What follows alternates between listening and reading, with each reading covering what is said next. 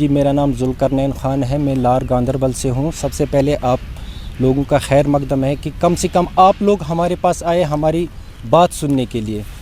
जनाब, मसला इस तरह से है कि हम लोग जो है as nursing orderly health department में 2014 से एंगेज हो गए। उसके बाद हम कंटिन्यू चल रहे थे 1.5 साल तक जब हमारी सैलरी नहीं आई तो हम गए सीएमओ ऑफिस के पास। तब था यहाँ पे कसाना साहब सीएमओ।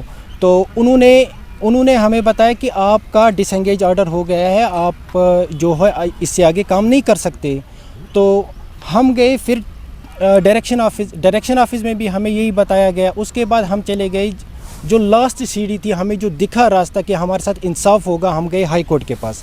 हाई कोर्ट में हमने जनाब अपील की, हमारा केस एक्सेप्ट किया गया। वहाँ पे हमारा केस चला को जो हाई कोर्ट है वो डिसीजन वहाँ से निकाल रहा है, वो वहाँ पे निकाल रहा है कि आप एक कंटिन्यू इनको डिपार्टमेंट को निकाल रहा है, ऑर्डर्स निकाल रहा है कि आप इनको कंटिन्यू रखो और इनके जो लीगल वेजेस है वो इनको दे दो। डिपार्टमेंट आगे से बोल रहा है कि हमारे पास अभी फंड्स नहीं है, जब फंड्स अवेलेबल हो जाएंगे इनकी लीगल वेजेस दे देंगे। उसके बाद जनाब हम कंटिन्यू कर रहे थे 8 साल तक, टिल डेट तक। आज हमारा ऑर्डर निकल रहा है कि इनको डिसएंगेज करो थ्रू कोर्ट।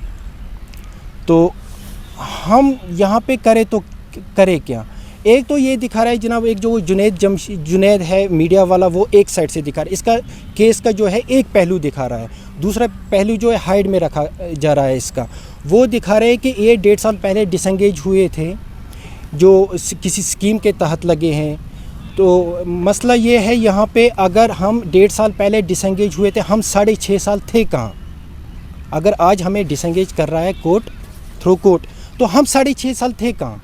हम टिल डेट तक दे रहे थे। हमने इस कोविड ड्यूटी दी है, हमारे जो लड़के हैं यात्रा ड्यूटी गए हैं, VVIPs ड्यूटी गए हैं, खीर भवानी ड्यूटी गए, डायरेक्शन ऑफिस के हमारे पास ऑर्डर्स है, CMOs के हमारे पास ऑर्डर्स है, टिल जो हमारे कंसर्न BMO है हमारे पास ऑर्डर्स है। हम बाय ऑर्डर रिटनली हम हर जगह ड्यूटीज़ गए हैं, हमारे पास अटेंडेंस है, हमारे पास ID है अपनी। हमारी मुश्किलात ये है सर, इस टाइम मैं शादीशुदा हूँ, मेरे 2 बच्चे हैं। मैं इस टाइम बच्चों को, फैमिली को लेके कहाँ जाऊँगा? आज तक मैं उम्मीद में था आज नहीं कल हो जाएगा। चलो, डिपार्टमेंट ने हमें डिसएंगेज किया, रीज़न क्या था, उसके पीछे क्या मसला था, वो डिपार्टमेंट को पता होगा।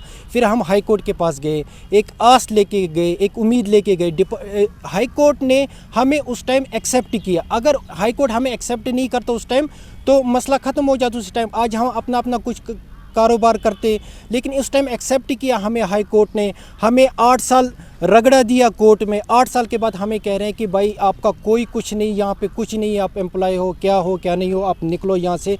डिपार्टमेंट को नोटिस निकाल रहे हैं कि इनकी लीगल वेजेस जो है वो दे दो, वो भी खाली 1.5 साल का। हम नर्सिंग ऑर्डरली एज फार्मासिस्ट काम करते हैं, और मैं कोई अनपढ़ नहीं हूँ, मैं डेंटल टेक्नीशियन हूँ। इस टाइम डेंटल टेक्नीशियन हूँ मैं, अनपढ़ कोई नहीं हूँ। ये रशीद खान ने बोला था कि ये अनपढ़ लड़के लगे हुए हैं, हम अनपढ़ नहीं है। एक नर्सिंग ऑर्डरली और एज कैजुअल वर्कर के नाम पे इनवाइस कटी जा रही है ड्रग्स की।